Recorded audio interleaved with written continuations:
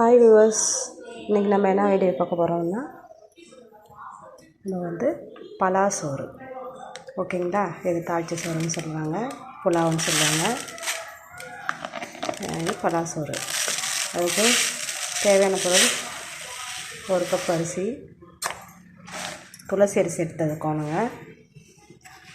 இதில் 3 பட்டை, 4 லவங்கம், 4 ஏலக்காய், இஞ்சி பூண்டு பேஸ்ட்டு, வெங்காயம், பச்சை மிளகாய், கொத்தமல்லி இலை, புதினா இலை. வாங்க இப்போ சமைக்கிறது எப்படின்னு பார்ப்போம். இப்போ தண்ணி ஊற்றி நல்லா அலசி வச்சிடலாம். இப்போ கழுவி ஊற வச்சு அது ஊறட்டும்.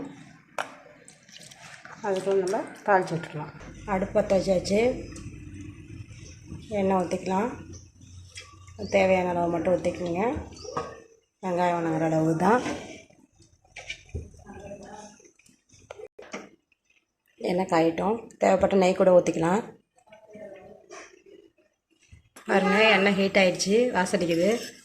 போட்டுடலாம். பட்டை லவங்கம் ஏலக்காய் போட்டுடலாம். இது வெடிக்கும். வெடித்தோடனே நம்ம வெங்காயம் ஆட் பண்ணிக்கலாம். இங்கே பாருங்கள், வெடிக்குது. இப்போ வெங்காயத்தை ஆட் பண்ணிக்கலாம்.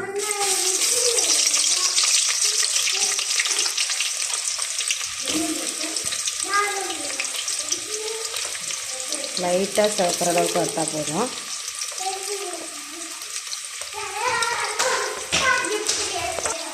லைட்டாக சிவக்கிற அளவுக்கு வணக்கிடலாம். பாருங்க, லைட்டாக சாந்துருச்சு. இப்போ நம்ம இஞ்சி பூண்டு பேஸ்ட் பண்ணி சேர்த்துக்கலாம்.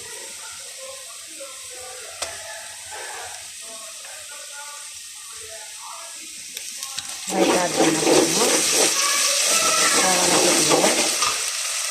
அதோடைய வச்சுக்க பச்சை மிளகாய் 4,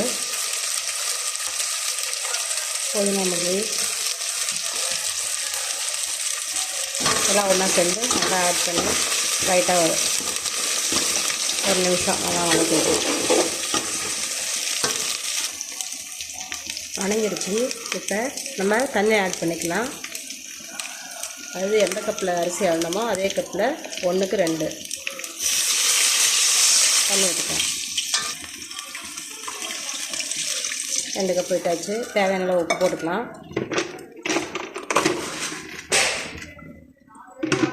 உப்பு போட்டுட்டோம்.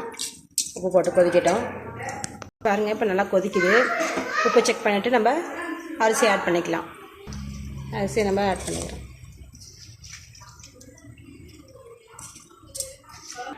அரிசி போட்டு ஒரு கிண்டிட்டு மூடிடலாம். போடட்டும்.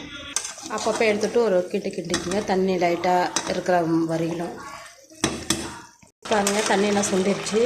லைட்டாக தான் இருக்குது. இந்த டைமில் நம்ம தம் விடலாம். தம் போடுறதுக்கு வேஸ்ட்டாக இருக்கிற தோசை சட்டி எடுத்துக்கலாம். நான் எப்பயுமே இதை தான் யூஸ் பண்ணுவேன். அடுப்பை சிம்மில் வச்சுட்டு தோசை சட்டி வச்சு அதனால் நம்ம சாப்பாடை மேலே தூக்கி வச்சிடணும். அது வெயிட்டுக்காக ஒரு கிண்ணீர தண்ணி, வெறும் பச்சை தண்ணி மேலே வச்சு ஒரு 5 மினிட்ஸ் அப்படியே இருக்கட்டும். சிம்லேயே இருக்கட்டும். அதுக்கப்புறம் நம்ம பார்க்கலாம்.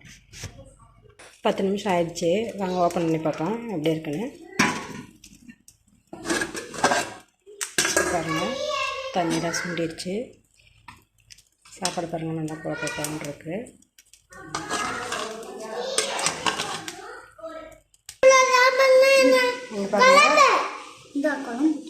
சாப்பாடு ரெடி ஆகிடுச்சு.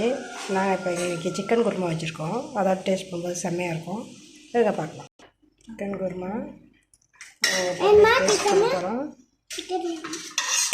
சாப்பிட்டு பார்த்துட்டு எப்படி இருக்குன்னு சொல்லுங்கள்.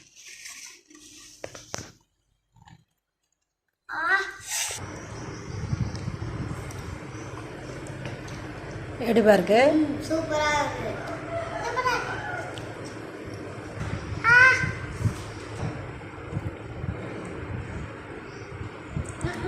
ஓகே ஃப்ரெண்ட்ஸ், நீங்களும் ட்ரை பண்ணி பாருங்கள். எப்படி இருந்தது கமெண்ட் பண்ணுங்கள். மறக்காமல் சப்ஸ்கிரைப் பண்ணுங்கள். Okay, by.